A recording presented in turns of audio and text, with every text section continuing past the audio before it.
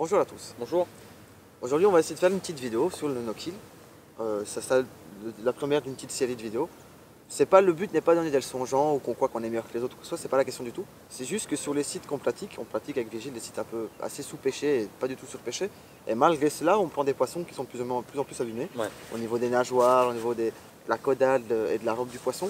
Et c'est souvent des blessures qui sont symptomatiques d'une mauvaise manipulation de matelas, d'une mauvaise manipulation dans les sacs de conservation, de ne pas fatiguer le poisson assez, qu'après sous matelas c'est la guerre. Enfin, c'est des choses assez basiques, mais on est souvent témoin en bord de l'eau que les gens ne le font pas. Ouais. Fatiguer un poisson au sac, c'est rare qu'on voit quelqu'un le faire. 9 fois sur 10, on voit le mec qui amène le sac comme ça, peu importe combien de temps le poisson est resté dedans, il lève, il le met sous le matelas et puis après c'est la guerre. C'est pas comme ça que ça marche. Le poisson ça se fatigue.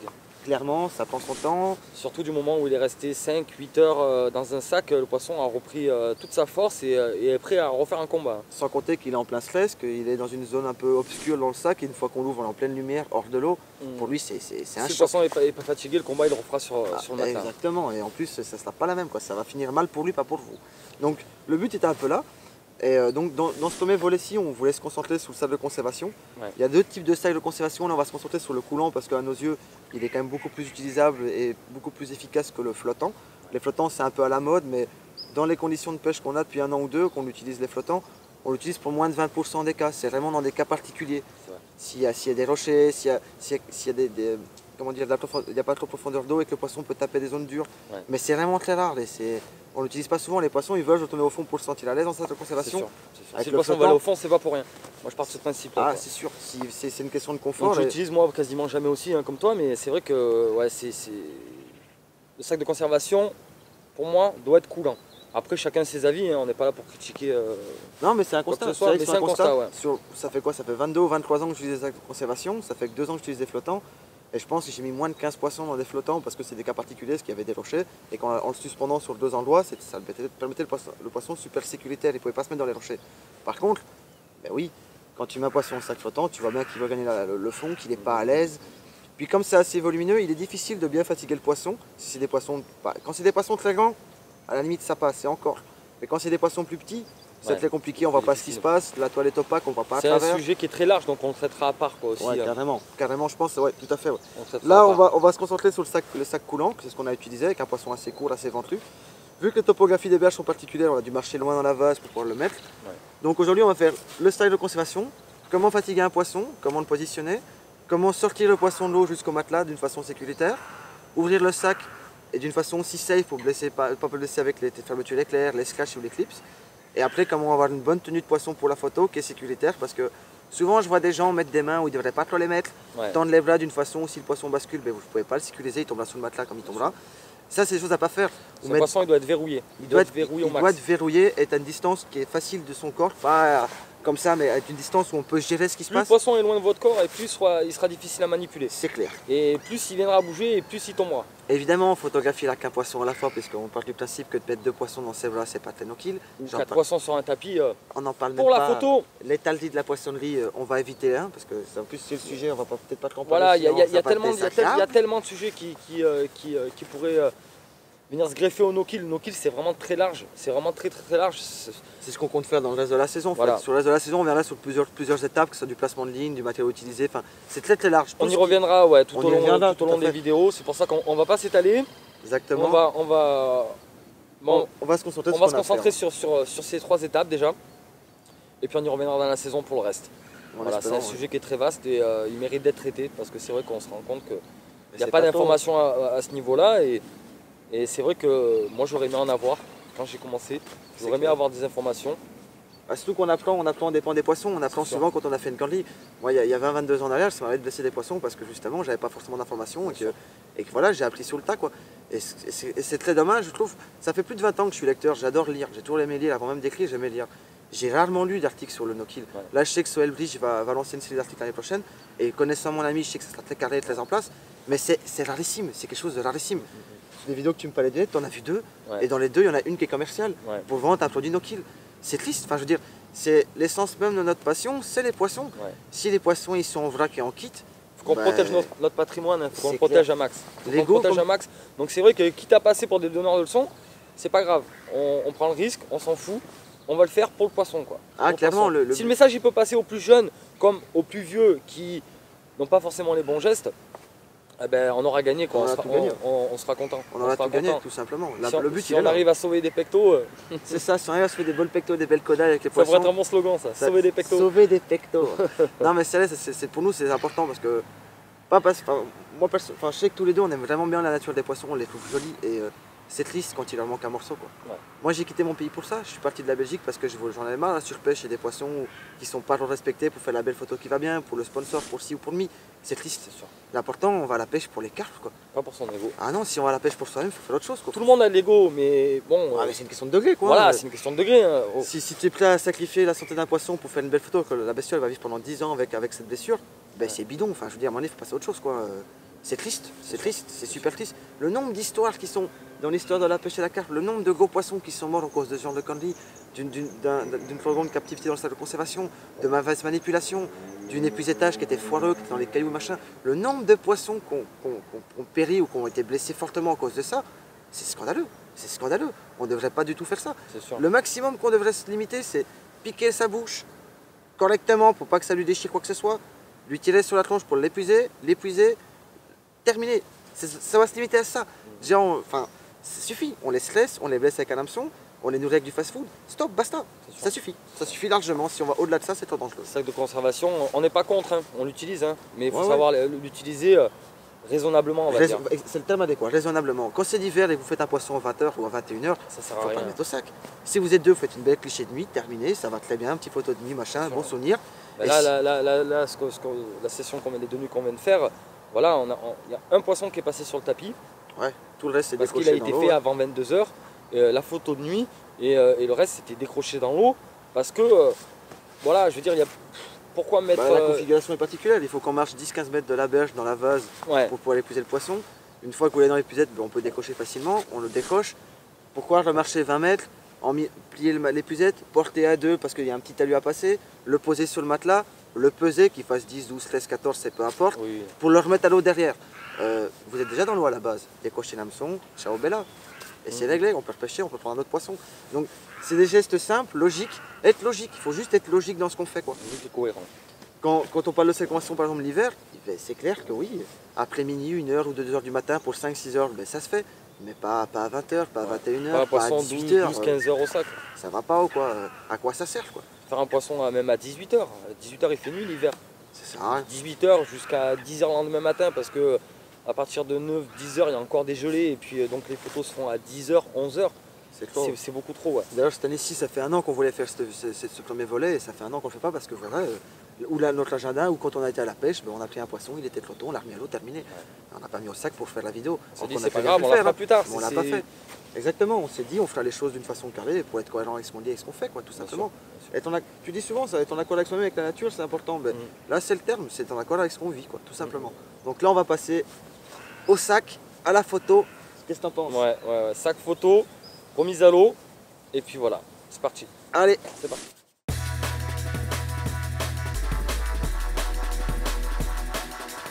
Bon, ben là le poisson je l'ai détaché.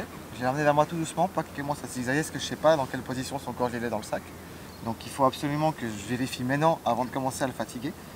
Donc là j'ai le fiche devant moi, c'est une petite boule. Du coup ces pectorales elles sont super fragiles, elles sont toutes petites, elles sont mal mises. Il faut tout le temps bien vérifier. Donc pour ça la meilleure des façons de faire, c'est de rouler le sac vers le poisson pour vraiment donner le moins de marge possible à la toile, pour que la toile soit tendue. On vérifie la pecto, on la pousse vers le bas. Là elle est plaquée, je le sens, elle est complètement plaquée. Ici, de l'autre côté, idem. Une fois que j'ai vérifié ça, je regarde si l'aiguille, l'épine anale n'est pas piquée dans une maille ou quoi que ce soit. Là, c'est parfait. Idem pour la dorsale. Quand tout ça c'est OP, j'en ai un peu de marge, un peu de mou au poisson, pas beaucoup. Juste de quoi qu'il puisse nager. Là, c'est un peu particulier parce que je suis dans la vase jusqu'au genou, il y a 30 cm d'eau. Ce serait dur, j'aurais été dans plus d'eau. Mais comme c'est mou, le poisson ne risque rien. Et puis, je ne peux pas marcher beaucoup trop loin parce que c'est vraiment très mou, quoi. Donc là, je vais le faire nager. Je vais le faire nager un max. Et quand il sera calme, à ce moment-là, je l'emballe.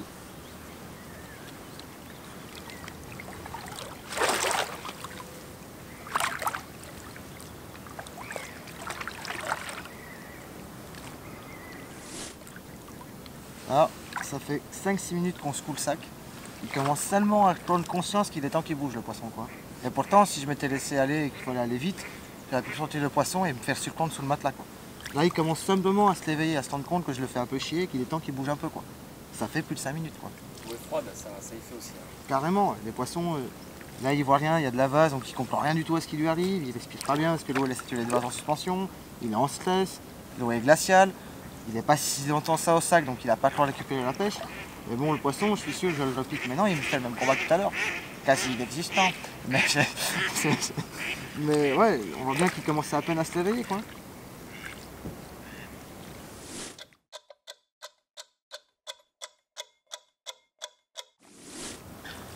Bon là, la phase la plus importante, quand on le met dans un brancard comme celui-ci, là c'est bien, c'est flottant, c'est pratique. On l'ouvre bien, on se le positionne dans une façon facile, on le met à peu près devant soi. Moi ce que j'aime bien faire avec mon matelas de réception, avec mon sac de conservation, pardon, c'est de ne pas avoir de surprise pendant que je lève, pas que ça glisse d'un coup, c'est vraiment mettre une grosse tension sur le poisson avec le filet. Donc je le rembobine petit à petit comme ça sur lui-même. Avant de vraiment mettre une grosse pression, je vérifie la pecto. Comme ce sont des poissons courts, celui-ci, les pectos se positionnent souvent très mal. Donc je vérifie vraiment bien, je les pince avec ma main. Et quand c'est fait, je mets une grosse pression sur le sac. Enfin quand je dis grosse, on s'entend évidemment. Idem pour l'anal, idem pour la dorsale. La caudale, je regarde qu'elle est bien à plat et qu'elle n'est pas pliée. Sinon, quand je vais lever, je vais forcer sur lui. Une fois que je suis là, c'est OP, il est bien emmitouflé. Il est bien... T'es encore vivant ou pas? Une fois qu'il est bien verrouillé comme ça, ça sert à rien de lever, de forcer sur le fiche. Hop, on le fait glisser dedans, terminé. L'histoire elle est pliée, quoi. Une phase qu'il ne faut pas négliger, c'est quand on va lever le filet, parce qu'il va être plein d'eau, on va devoir forcer. À ce moment-là, quand on fait ça, 9 fois sur 10, le poisson, s'il bouge, on lui met la pectorale, elle se remet mal et terminée, quoi. Tandis que là, hop, je l'accompagne bien. J'aime bien faire ça aussi avec le sac, même si c'est pas fait pour. Et là, je revérifie une fois de chaque côté. Pour moi, c'est OP. L'autre pectorale, elle est OP aussi. Je serre. Pour pas que ça fasse banane, je le prends bien comme ça et terminé. Hop.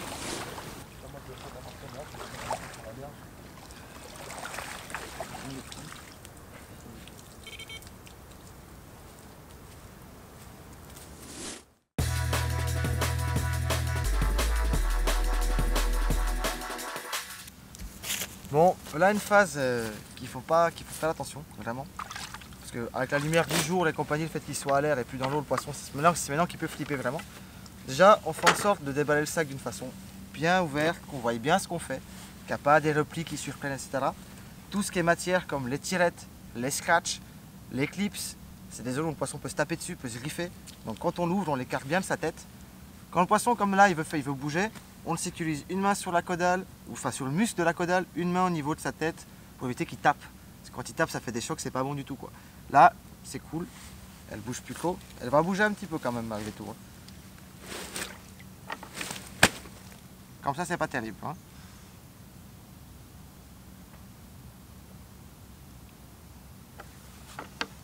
Donc ouais, je joue facilement à la comédie et le poisson n'est pas forcément fatigué à fond. C'est pour ça que ça prouve bien qu'il faut vraiment les fatiguer assez longtemps.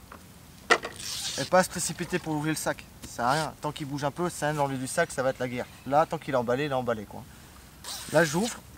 Comme je vous disais, je donne beaucoup de marge pour pouvoir manipuler le fiche sans que ça griffe sur les tirettes et compagnie. C'est très important. J'ouvre d'abord tout le poisson d'abord. J'enlève sa caudale. Je fais attention à son épine anale quand je l'ouvre. Je fais attention à ses ventrales quand je vais l'enlever.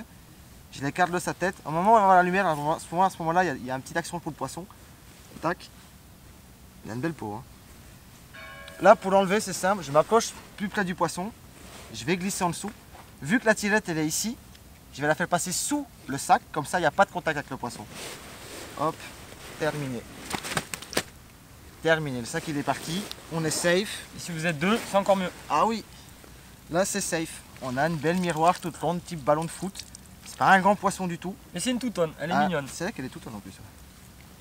C'est vrai qu'elle est... Jolie fiche. Quand on a des poissons comme ça, ils ont tout est nickel. C'était quand même dommage de lui péter une pecto, de lui casser sa toute petite épine dorsale. C'était quand même vachement dommage.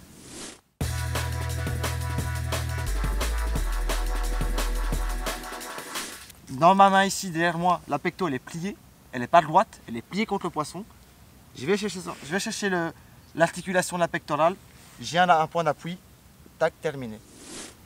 Voilà, la main qui est sous la tête est bien positionnée, j'ai vraiment un bon appui.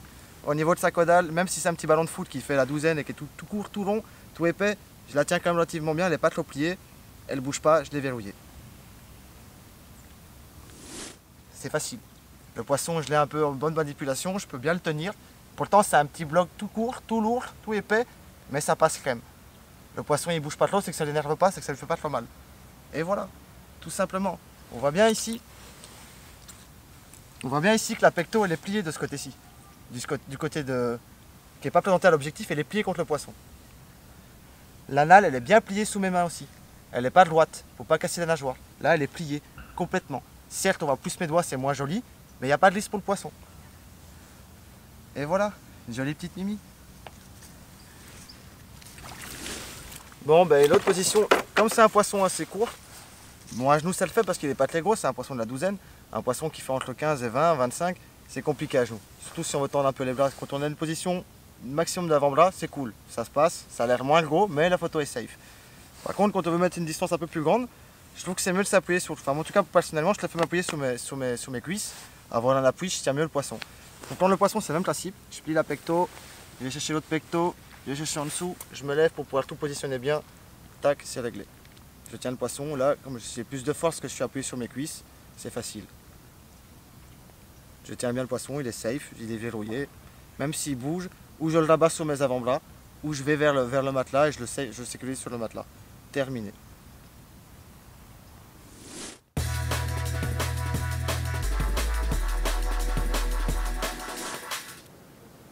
Quel magnifique poisson. Un ballon de foot.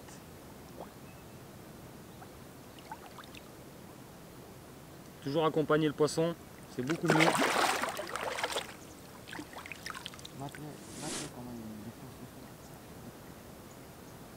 Ciao Bella. T'as son ventre qui frotte de partout. C'est un truc de fou, un ballon de foot. Super. Au top. Le style, au top. La balle, c'est fait. Maintenant on va en taper un autre. Allez, c'est parti. T'as vu, c'est la merde, hein, il y a un peu de la base. Hein.